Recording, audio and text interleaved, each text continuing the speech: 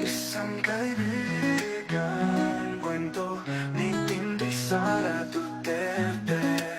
Siya ay sagana sa pagkain at kaibigan, at ang kanyang tahanan ay laging bukas para sa masasayang salo-salo. Kasama sila Uwak, Tikling, Kalapati, Loro at marami pang ibang ibon. Ngunit dumating ng isang bagyo, walang awa na sumira sa kanyang pugad, at lahat ng meron si Quago. Walang natira kundi ang kalungkutan at kagutuman, at tila pa ang mga kaibigan minsan ay kasama. Sa saya ay naglaho na parang bula, sa kanyang pag-iisa napagpag ang kanyang damdamin sa kanyang sinabi. Isang araw, habang siya'y nagmumukmok sa ilalim ng kalbong puno, isang pamilyar na anino ang lumapit. Si Loro na may mga papak na kumikinang sa patak na ulan ay dumapo sa tabi ni Quago.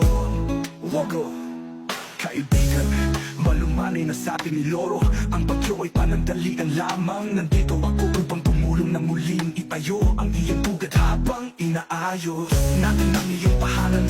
Bakit hindi ka muna sa akin tumuloy? Magkasama nating hihintayin ang muling pagyabong ng iyong mahal na puno ng mangga. Napaluwa si Quago, hindi dahil sa kalungkutan, kundi dahil sa pasasalamat. Lora niya, ikaw ay tunay na kaibigan. Ng pagkakaroon ng isang kaibigan sa panahon ng unos ay hindi mahalaga kaysa sa 1,000 kaibigan sa panahon ng kasiyahan. Ang sakit na ng kahirapan, dalawang ibon ng magkasamang nagtulungan, hindi lamang na ba muli itaguyod ang isang boga, kundi para patunayan na sa oras ng pangangailangan, ang tunay na kaibigan ay hindi kailanman maglalaho.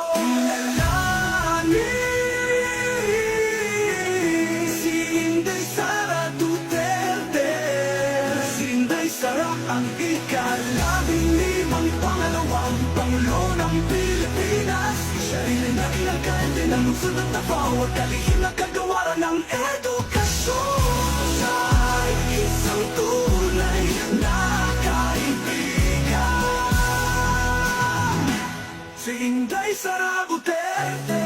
Si Inday Sara ang ika-15 pangalawang Pangulo ng Pilipinas, siya rin ay naging alkalde ng lungsod ng Davao